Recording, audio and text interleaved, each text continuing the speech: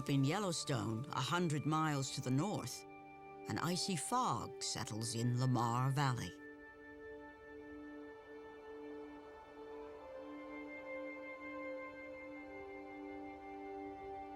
It's December 7th, and the mercury reads 45 below.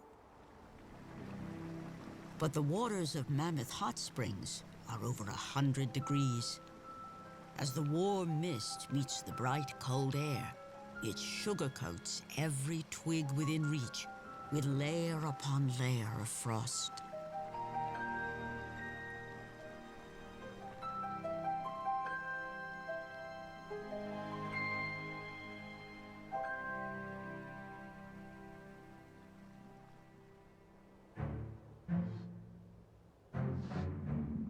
The cold snap has caught these bison off guard. They're still up in the high country and must head down to easier wintering grounds.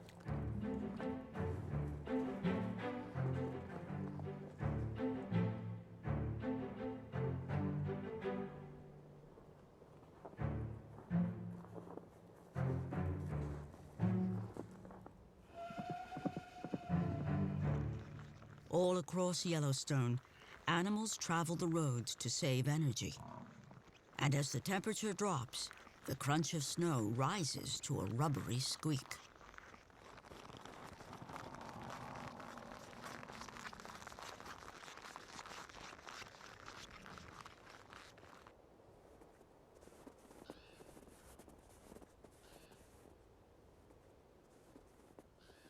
A red fox, perfectly dressed for the weather, is already where he needs to be.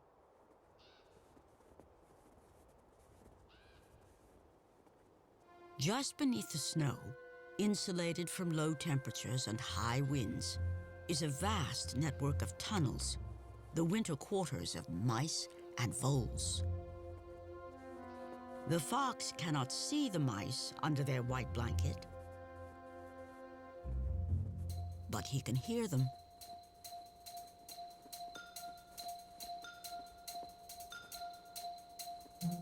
The trick is not to let them hear him.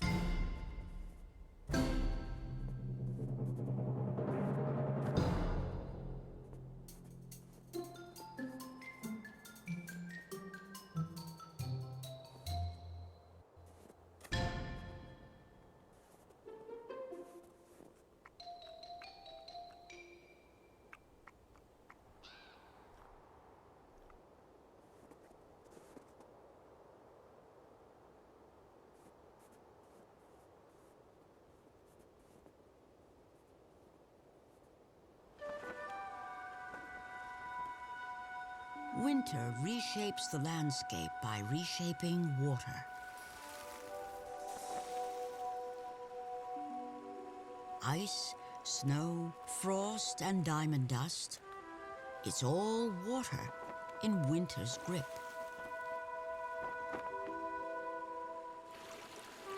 Cold works the line between liquid and solid. Molecules of water captured by the cold are stopped in their tracks. A river must keep on the move or be claimed by ice. This precarious edge is the favorite spot of the dipper.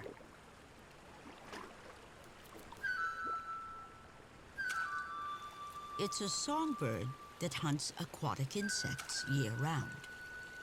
Insulated with special down, it dives in and out, all the while looking dry and comfortable. Standing in bare little feet on the ice, it never seems to notice the cold.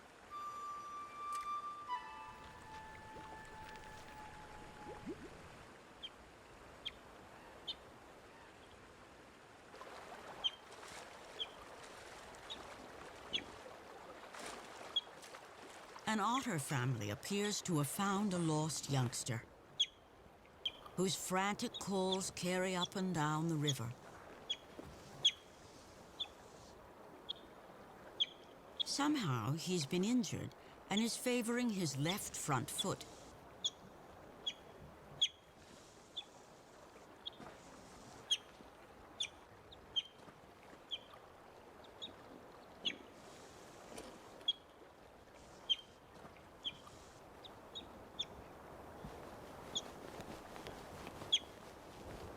Finally, he gets the attention he's been crying for.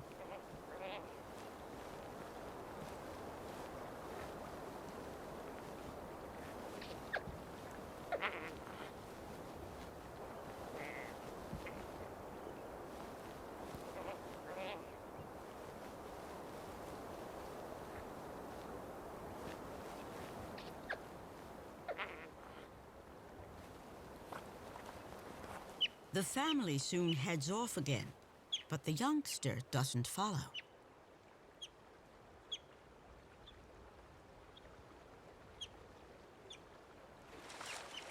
They need to find fish, and maybe he just can't keep up.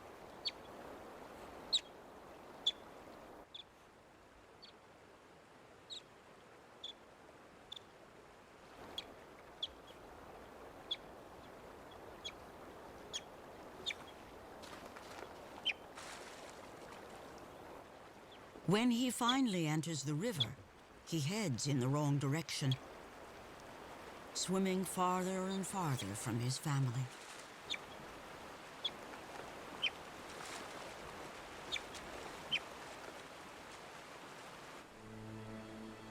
The season is closing in.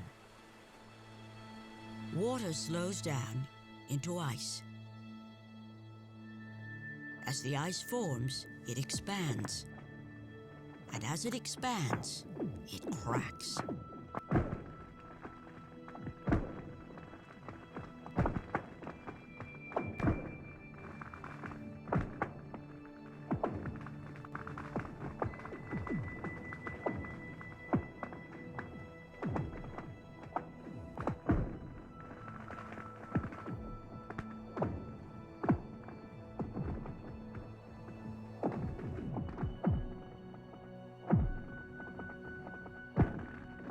When conditions are just right, the percussion of cracking ice ricochets off the mountains.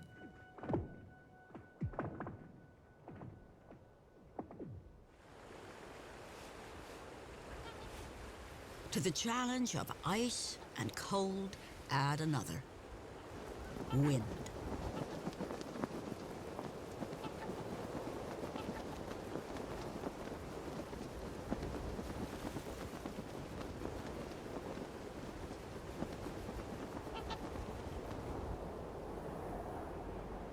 Winter is a time of limitation, of testing, of hunger. And it's just beginning.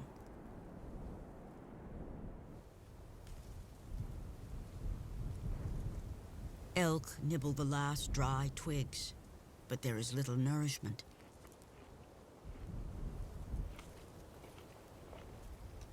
A moose browses in willows that have gone dormant for the season.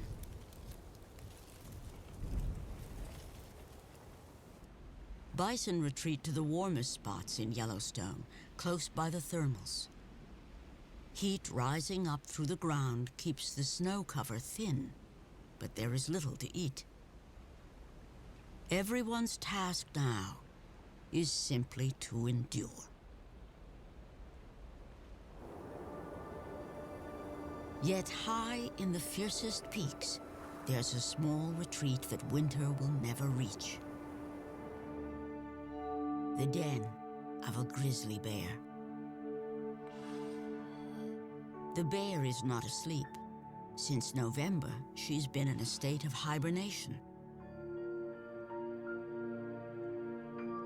Her heart beats a third of its normal rate. She breathes less than twice a minute. She won't eat or drink for up to 5 months. She won't urinate or defecate.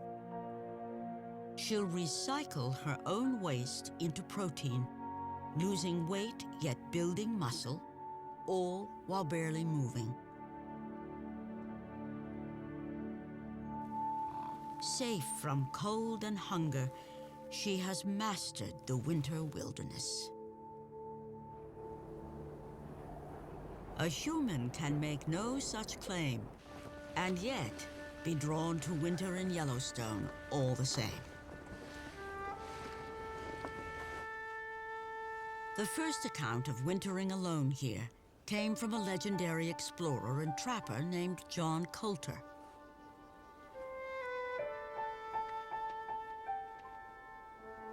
By 1806, he'd become one of the most able members of the Lewis and Clark expedition as it crossed an uncharted continent to the Pacific.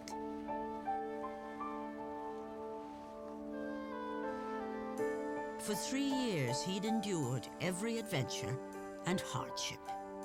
Hunting, starving, meeting new tribes, confronting grizzly bears.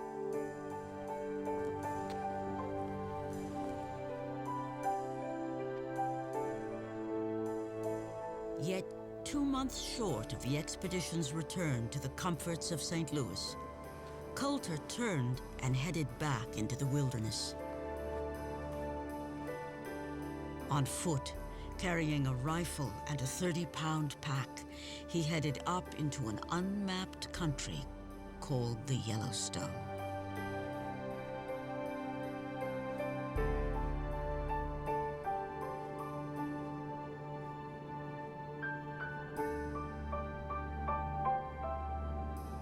There was no national park back then, no state of Wyoming, just fierce, wild country no American had ever seen.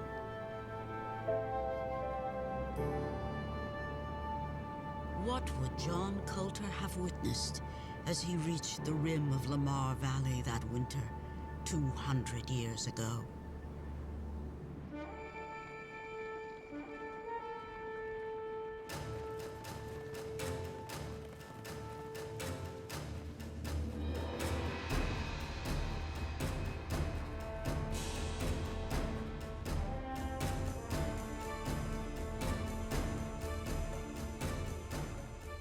Like winter itself, wolves test a herd of bull elk.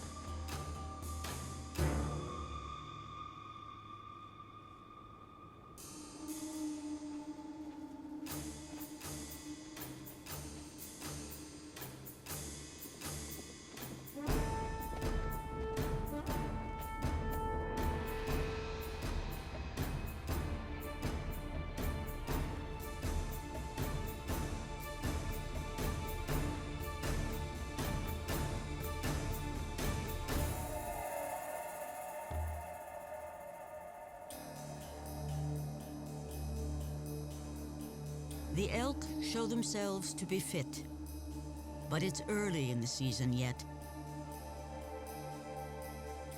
The wolves of Lamar will have to wait.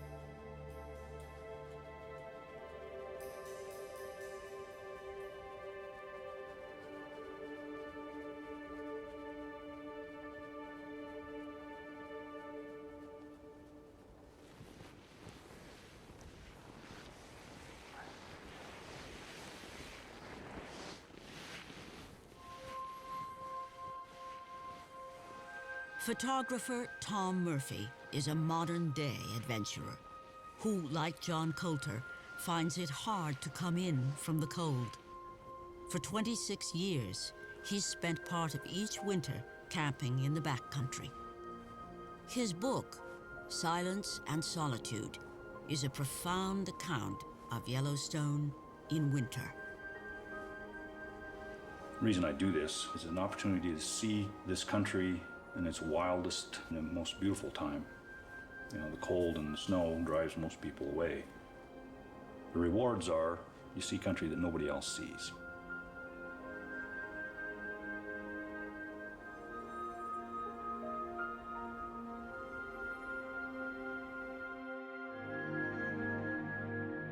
best photographs, there's been times that I felt I could smell the air.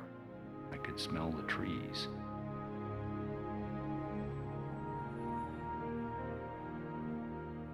If I can bring people these kind of images, then they can feel that they're there.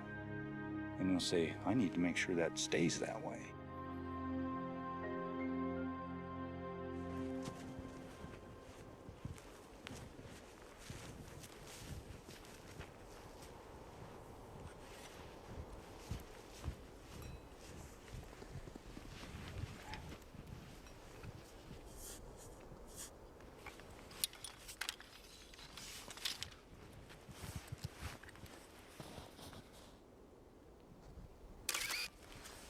Right here, this early morning light with this fog drifting around from the thermals. What's happening is all this stuff reveals things that aren't normally this prominent.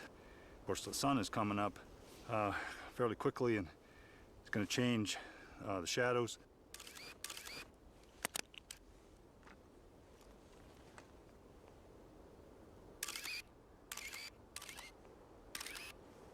I need to sort of maximize my time, so I end up kind of frantic here. Shooting like this, things all of a sudden pop into sight. Right now, all of a sudden this tree just softened up and came out of the fog. Now it's gone again. Again, the steam has moved in, obscured a bunch of other stuff, made this one tree stand out even better. A wonderful bank of clouds behind it. In some ways, steam is what Yellowstone is all about. Its extraordinary geology is what inspired the creation of the park.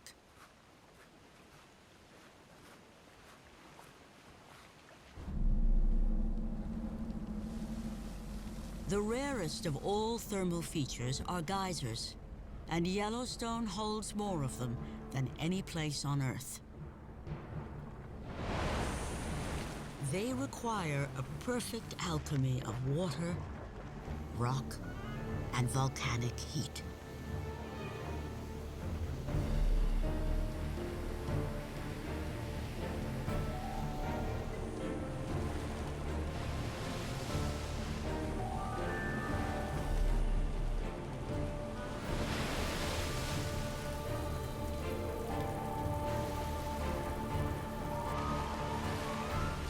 Much of Yellowstone sits inside a giant caldera, the remains of an ancient and colossal volcano.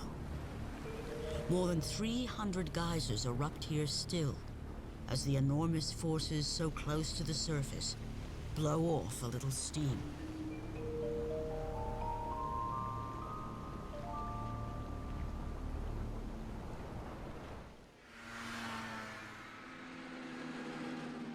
Deep in December, the only way to drive into the park is by snowmobile, or in antique contraptions called snow coaches. These vehicles have been in service in Yellowstone since the 1950s.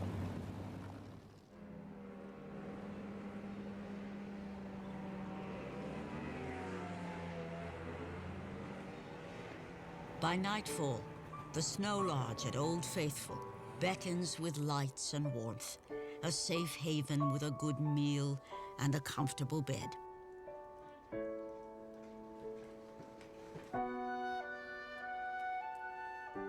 It takes something special to enter Yellowstone completely, in the cold and on your own.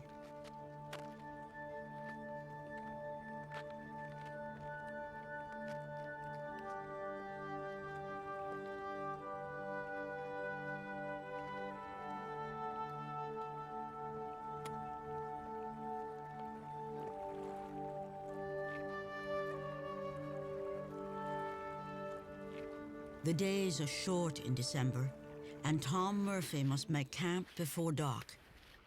In the pack on his back, he's carrying all the comforts he thinks he needs.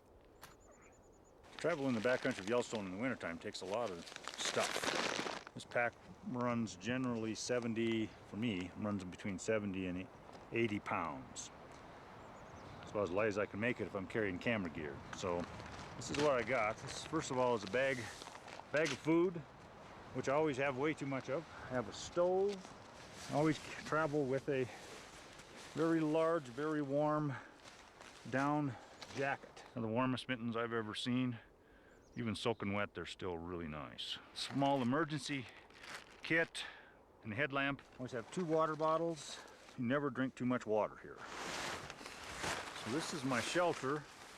8-foot square nylon tarp with rubberized coating. You need to tie a knot that's easy to untie because your fingers are going to be cold in the morning. And figure 8, it's a wonderful knot. Tie this one up here. I got a longer stick, improvised by using the grommet on that knot, actually. Into the roof here. Flexible. Okay, so there's my back wall and my roof. It's pretty nice, actually.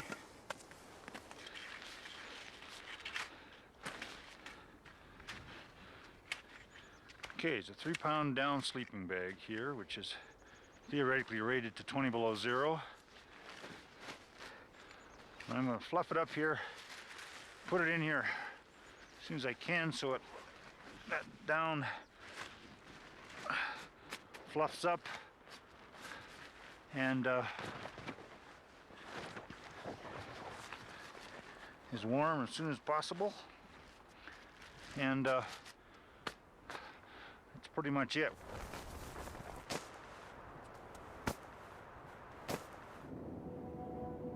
Pretty much it doesn't look like nearly enough. A storm is moving across the mountains.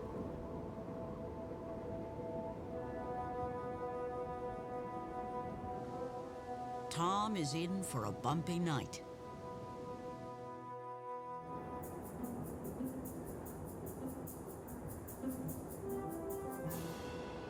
By first light, a ground blizzard is sweeping down Specimen Ridge.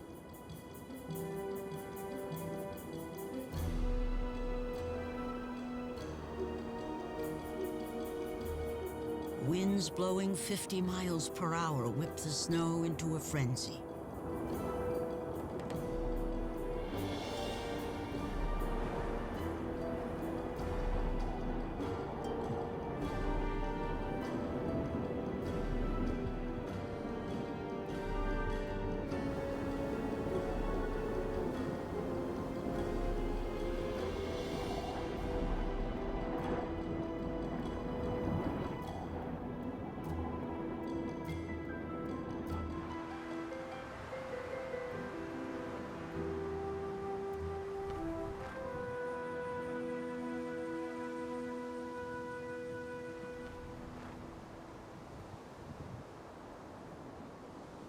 How was the night, Tom?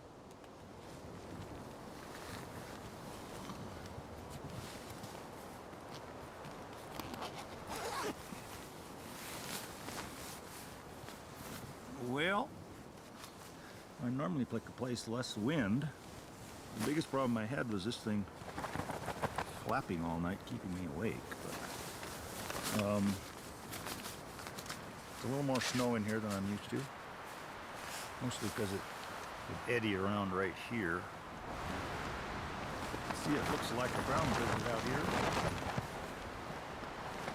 I'm sure this looks like I'm committing suicide, but mostly mental. I don't think I'm all that tougher than most people. I've got a mental idea that, I mean, this snow is flying around here, just water. But I have to think about what I'm doing isn't really all that unusual. You think of 200 years ago, almost 200 years ago, when John Coulter went across this park.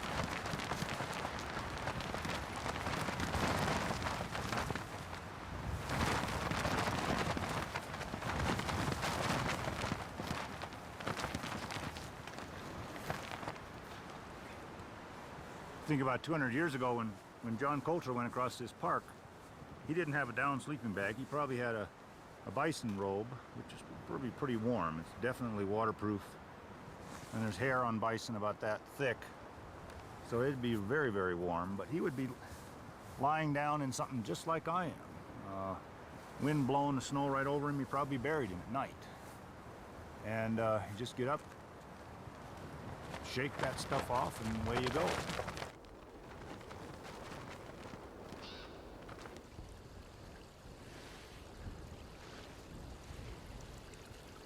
It's out on the land that Tom truly becomes part of Yellowstone's winter world.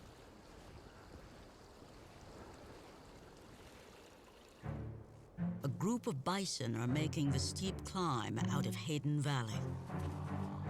After digging for grass under the snow on the valley floor, they're ready to search elsewhere.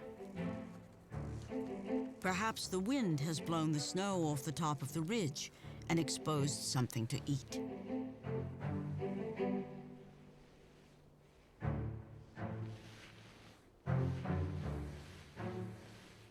Perhaps not. The lead bison is all but stuck.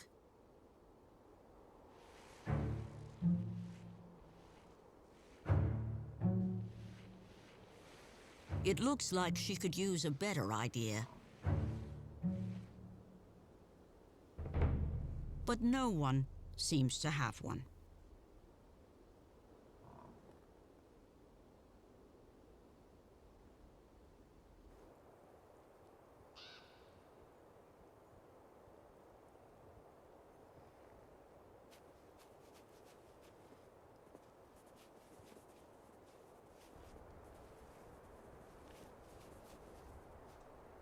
The fox, too, is out hunting for something to eat. In a place so vast and empty, he looks too small to be out here all alone. But today, the fox has company.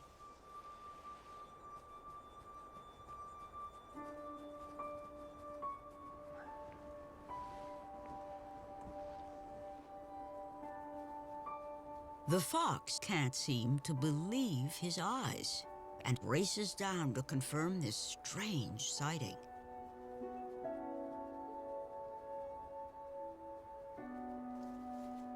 A human in winter.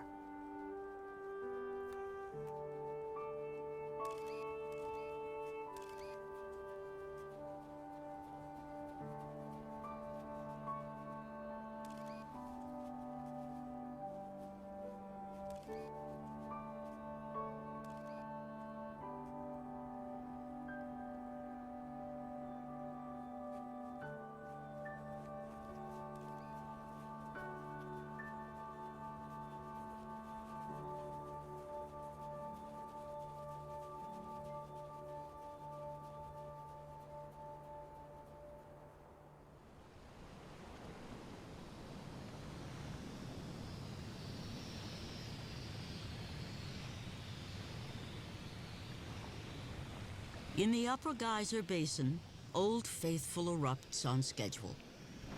Winter has no effect on its deep internal cycle.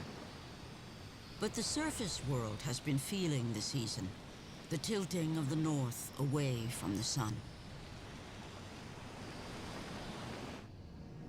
December 21st, and Yellowstone smoke signals rise to an early sunset.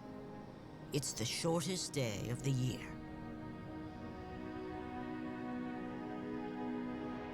The Earth has reached a turning point in its orbit and appears to pause.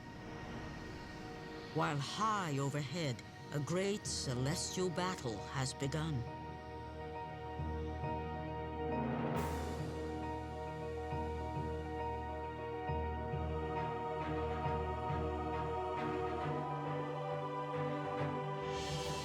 Every year, the tug of war is the same. Day versus night. Sun versus moon.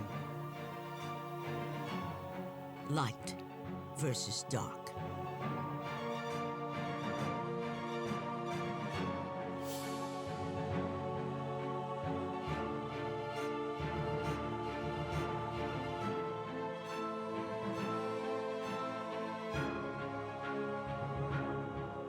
Tonight, darkness will win one last time. Tonight is the winter solstice, the longest night of the year.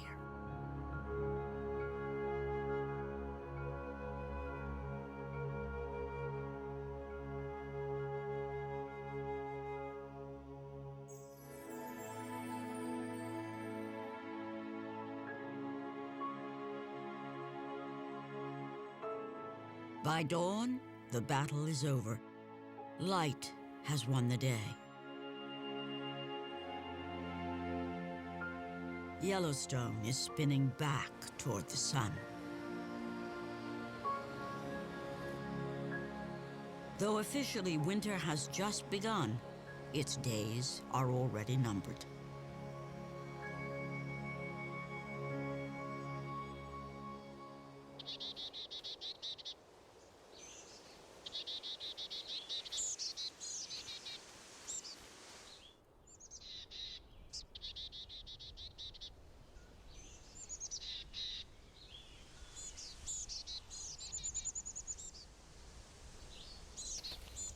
The fox is trying to sleep in, but it's no use. The neighbors are celebrating the dawn.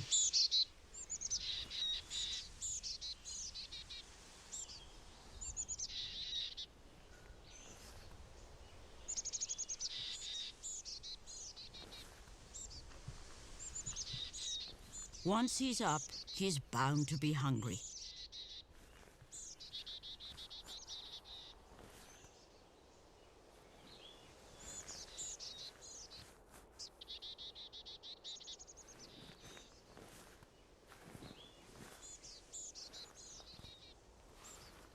But there's no breakfast hiding under the snow.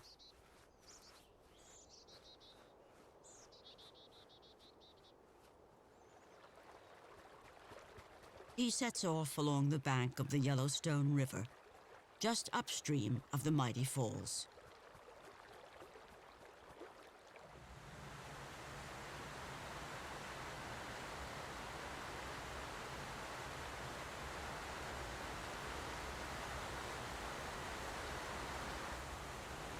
In the shadow of the falls, a lone otter is finishing a fish.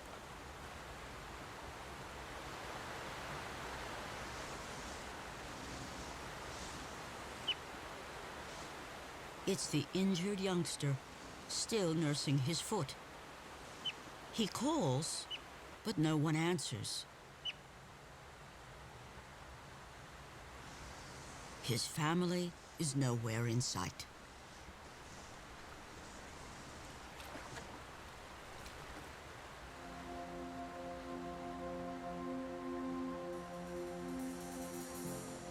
Another small figure has been watching. A coyote has a slim chance of actually taking an otter. His best hope is to scare one into dropping a fish. At this time of year, his finest meals come from someone else's table. No otter, no fish. The coyote must move on.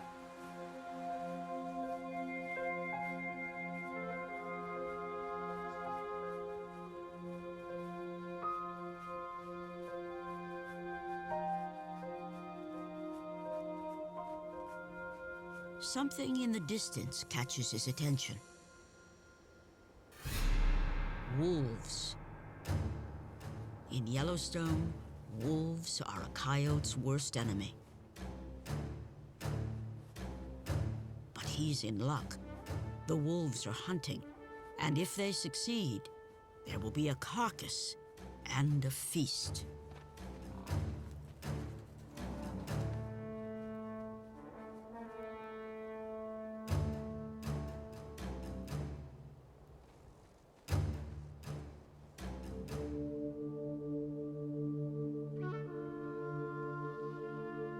From half a mile away, the coyote follows every move.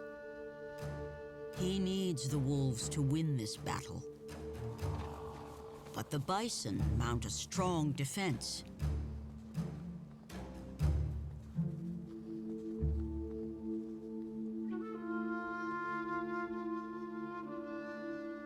All the coyote can do is watch and wait.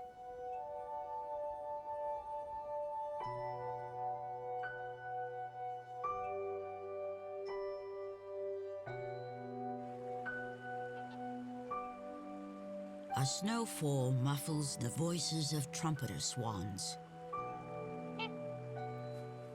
This is the first winter for these cygnets. By next Christmas, they'll be as white as the falling snow.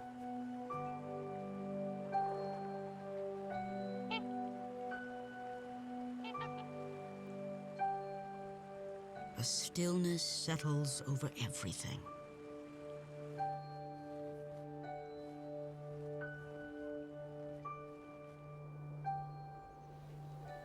Well, the reason I keep coming back in the winter,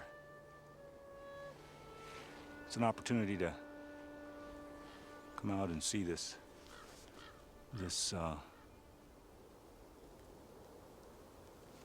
country that's quiet, sort of like a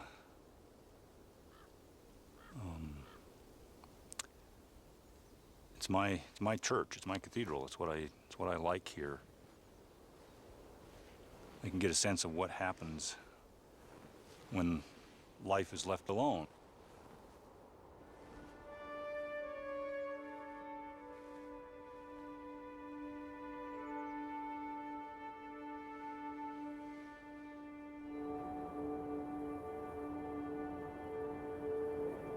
High up in her den, the grizzly is alone.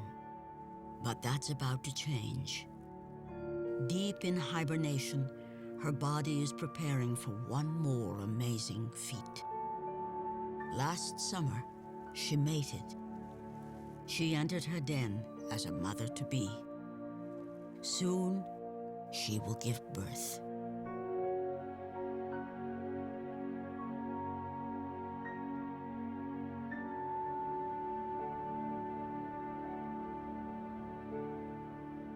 A quiet darkness winds its way through the forests of Yellowstone. And it's in this cold winter darkness that the lights of Christmas burn so bright.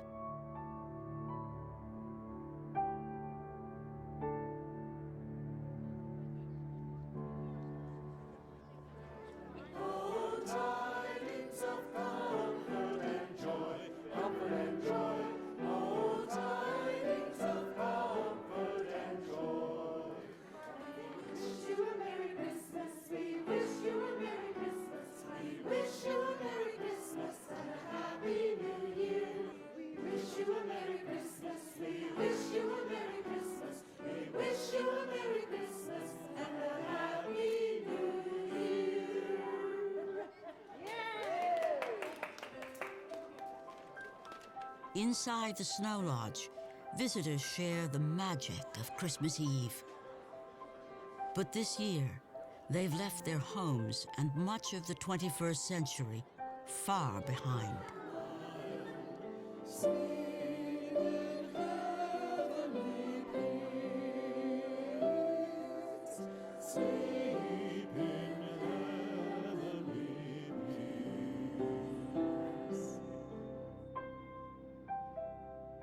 Outside in the night, Yellowstone remains much as it was that first Christmas, some 2,000 years ago.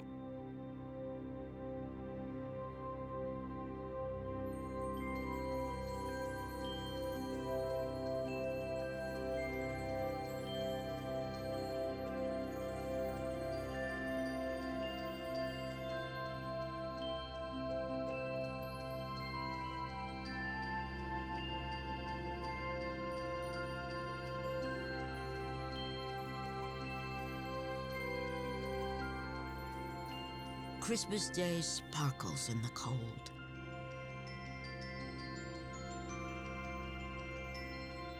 It shines on a once and forever wilderness, a miracle in the modern world.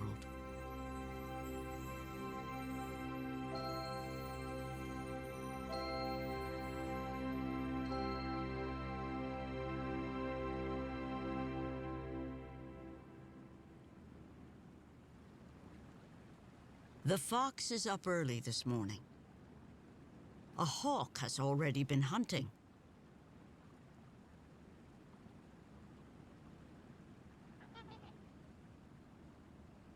And freshly printed in the snow is the signature of a trumpeter swan.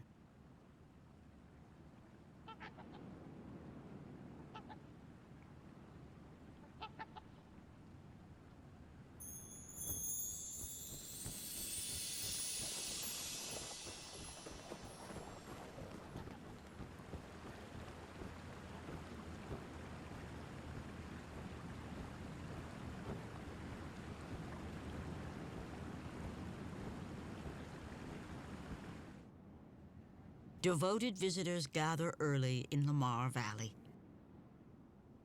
They're hoping to see wolves on Christmas Day. I'm just really hooked on wolves. I think they're great-looking animals. When you are wolf watching and you're not seeing any wolves, you're seeing bald eagles, golden eagles, peregrine falcons, coyotes, badgers. Everybody else is here, and you always get to see something. Mm-hmm. And if you're not even seeing animals, look how gorgeous it is. You know, just the scenery alone. Here comes an... Look, hold it. Trips. Something moving We got in. a dog. Hold on, something's coming in. What is it, a coyote? No, No, it's a wolf. We got a wolf. We have a wolf. Oh my. All righty. All right. Well, see, that's what it's all about. that moment. There he is, with the black. Nice.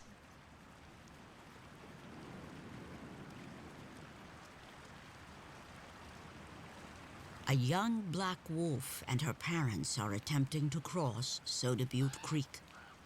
But winter presents challenges even for them.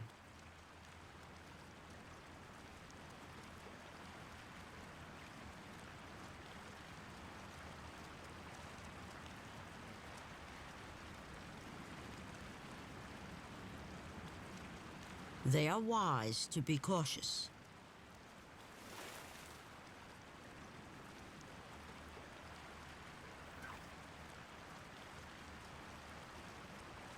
There'll be no river crossing today.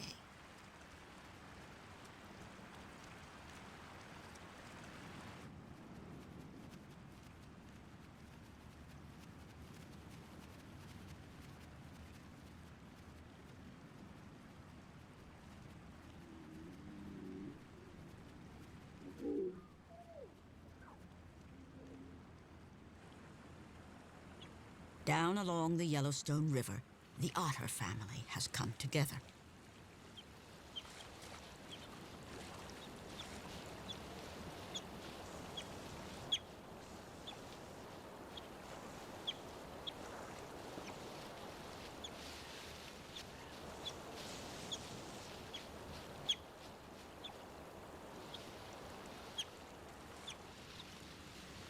Even the lame youngster is in their midst. It's a Christmas reunion, and today they have an appreciative audience. They normally stay at families? Quite often we see three of them together in this stretch of river, and today's actually been the first time this winter that I've seen four at one time. Quite often we see eagles somewhere around the otters, or coyotes somewhere around the otters. Oh, actually, right there. There's a bald eagle right there. Bald eagle right there. Look at that. Tree. Wow. Good spot. This is Yellowstone's special gift. To experience for ourselves the world that used to be.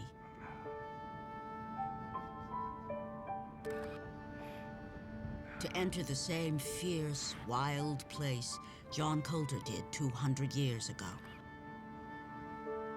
And still find it so alive.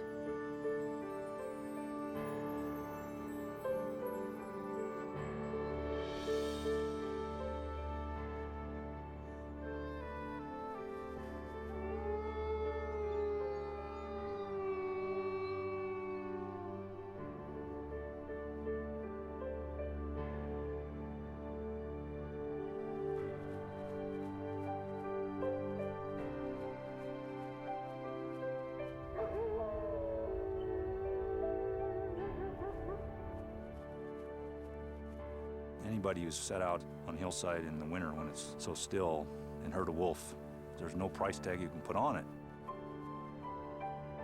They'd empty their pockets to hear it again.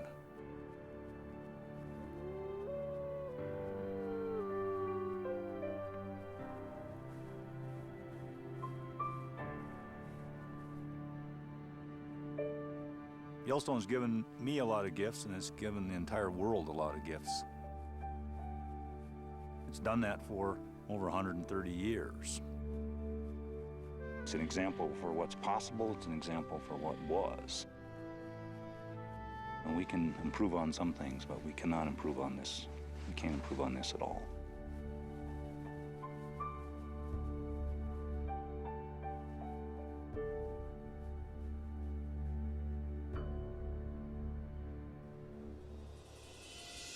Just outside the park, time picks up its usual pace.